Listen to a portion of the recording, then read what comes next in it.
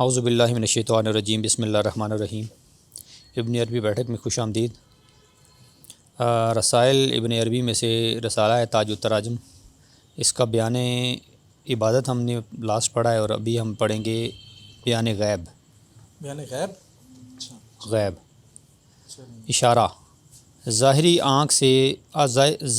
آنکھ ان 7 طبقات سے گزرنے کے بعد ادراک کرتی ہے۔ اچھا یہ تو کوئی سائنٹیفک وہ سائنٹیفک ہیں، کوئی سارے سائنٹیفک معاملہ آ گیا، سائنٹیفک معاملہ آ گیا، اور سارے وہ عربی میں لکھے ہوئے ہیں، یہ آپ ہی پڑھیں گے۔ انگریزی میں لکھے ہوئے ہیں۔ انگریزی میں بھی سارے عربی میں بھی ہیں ساتھ۔ اچھا، ظاہری آنکھ، شیخ اکبر لکھتے ہیں ظاہری آنکھ ان 7 لیئرز سے گزرنے کے بعد ادراک کرتی ہے۔ سب سے پہلے المشائمہ، جس کو لکھا جی کوائرائڈ، السلبہ، سکلیرا، الشبکیہ جس کو ریٹینا کہتے ہیں، العنکبوتیہ، الانبیہ، القرنیہ جس کو کورنیا کہتے ہیں، کورنیا، اور الملتحمیہ۔ نہیں لیکن القرنیہ سے ہی کورنیا بنا نا، نہیں القرنیہ سے بنا، لیکن القرنیہ تو عربی کا لفظ ہے نا، یہ تو عربی کا لفظ ہے نا، انہوں نے یوز کیا تو اس دور میں اتنی ترقی اس دور میں نہیں، لیکن اس دور میں مسلمانوں نے ترقی تو کر لی تھی نا۔ نہیں صرف ترقی تو کر لی تھی،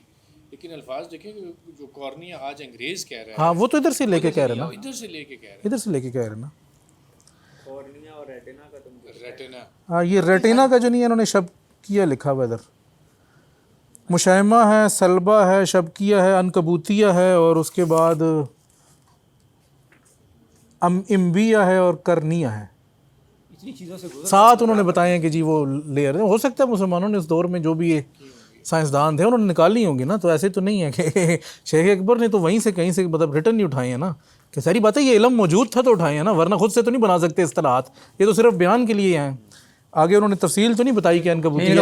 مطلب بھی آگے لکھے ہوئے ہیں نا، وہ مطلب پڑھتے ہیں نا، وہ اس سے پتہ نہیں، لگے۔ مطلب تو یہ انگریزی بس لکھی ہے، وہ مطلب تو کوئی نہیں لکھی۔ اچھا ہاں مطلب بھی لکھیں گے۔ اچھا، حکماء کا کہنا ہے، یعنی کہ اس دور کے سائنسدان، کہ یہ آنکھ کے طبقات ہیں اور آنکھ ان کے پیچھے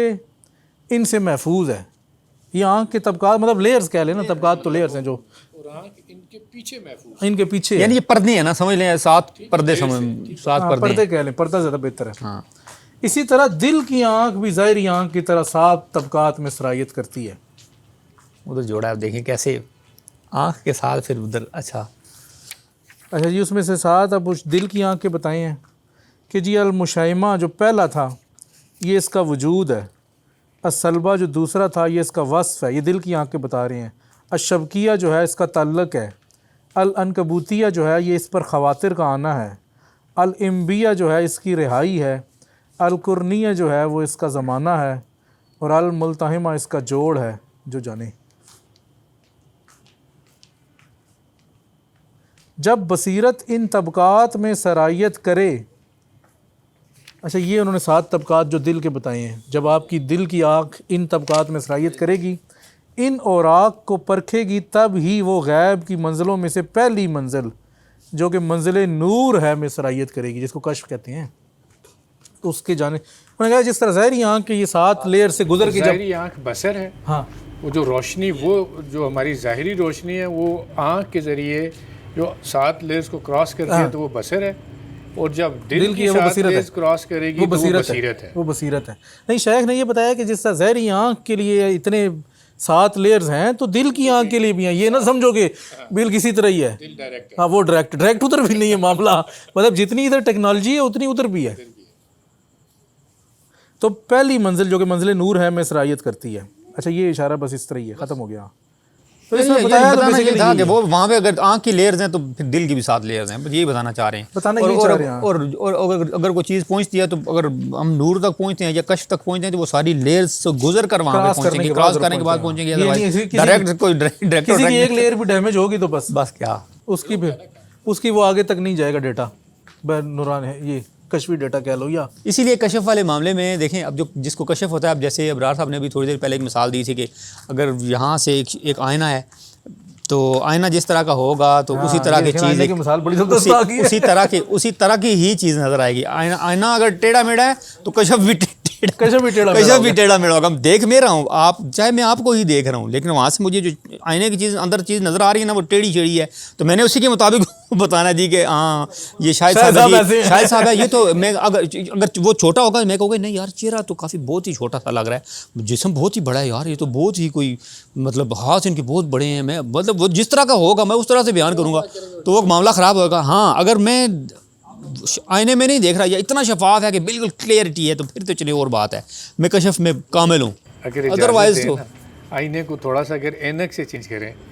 तो ऐनक जिस कलर की आपने पहनी होगी आपको सारा मतलब उसी तरह नजर आना शुरू होगा। वो भी मिसाल शेयर की वो भी डिस्टॉर्शन ही है ना, डिस्टॉर्शन है, आईने का रंग ही असल में वो, यानी आपने आँख के आगे एक और पर्दा लगा लिया, अब उस पर्दे में से जब देखेंगे तो हर चीज़ के ऊपर उस पर्दे का असर आएगा। तो इसमें ये कह रहे हैं कि देखें ना इतनी लेयर्स अगर दिल की हैं तो वो सारी लेयर्स जिसमें से एक लेयर भी किसी की डैमेज हो गई तो उसका तो कशफ भी डैमेज ही है ना एक सेंस में। मुझे मज़े की बात लग रही है ना ये जो आखिरी लाइन इन्होंने लिखी है, आखिरी लाइन में क्या, ये 7 लेयर्स दिल की गुजरने के बाद पहले नूर तब ही वो गैब की मंजिलों में से पहली मंजिल जो कि मंजिल नूर है में सरायत करती है ना, वो पहली मंजिल है, मंजिल नूर जिसको हम कश्फ कह रहे हैं, देखो पहली मंजिल ही है ना। ठीक है, तो अभी हुआ क्या कि ये रोशनी जब हम देखते हैं, ये रोशनी हमारी आँख के 7 पर्दों में से गुजरने के बाद जब पहुँचती है तो हमें फ़कत चीज़ नज़र आती है, हकीकत उसकी नहीं नज़र आई, उसकी हकीकत नहीं खुली। तो दिल के 7 पर्दों में से भी गुजर के पहले नूर पे भी पहुंची है, अभी हकीकत नहीं खुली, अभी सिर्फ नजर आई है, सिर्फ नजर आई है। वो क्या है क्या नहीं है ये नहीं पता, ये तो नहीं पता, तो ये उसकी असलियत क्या है अभी तो वो ये तो मतलब सबसे लो कैटेगरी का जो वो है ना कश्फ, ये उसकी बात हो रही है, सबसे पहली मंजिल जो ये इनको भी होता है, ये जो जानवरों को भी ये उसकी ये उस वाली बात हो रही है। अभी अगली बात तो बहुत ऊंची की हालत देखें कि अशरफुल मखलूकात हैं, लेकिन हमें जानवरों तक की भी अपने अमाल की वजह से।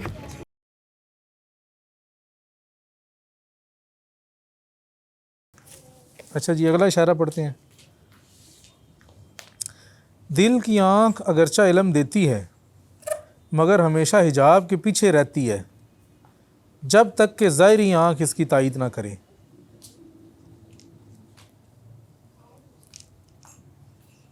ज़ाहिरी आँख की तायीद ना करे, दिल की आँख अगरचा इल्म देती है मगर हिजाब के पीछे रहती है जब तक कि ज़ाहिरी आँख इसकी तायीद ना करे।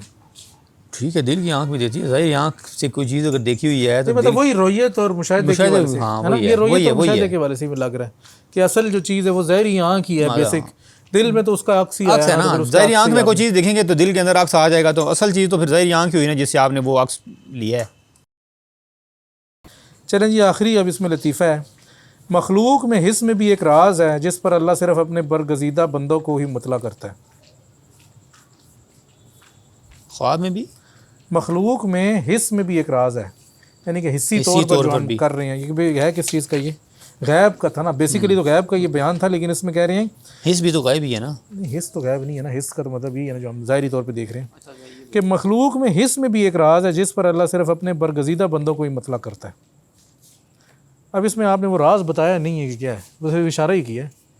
है तो ये गैब का बयान, सारे पीछे गैब की बातें ही हो रही थी, ये आपने हिस्स का यानी कि ज़ाहिर का भी बीच में कर दिया कि ज़ाहिर में भी कुछ ऐसा है कि जो हर बंदे की जिसको रसाई नहीं है। इसी वजह से कहा ना कि ख़ास बंदों को मतला करता है, इसका मतलब है कि ज़ाहिर में भी वो चीज़ गैब ही है, हालांकि है वो हिस्स से ही उसका इदराक नहीं, लेकिन वो गैब है। देखिए गैब है ना, है तो ज़ाहिर से, ये इदराक से मुराद ये। अब देखें जो हम दिल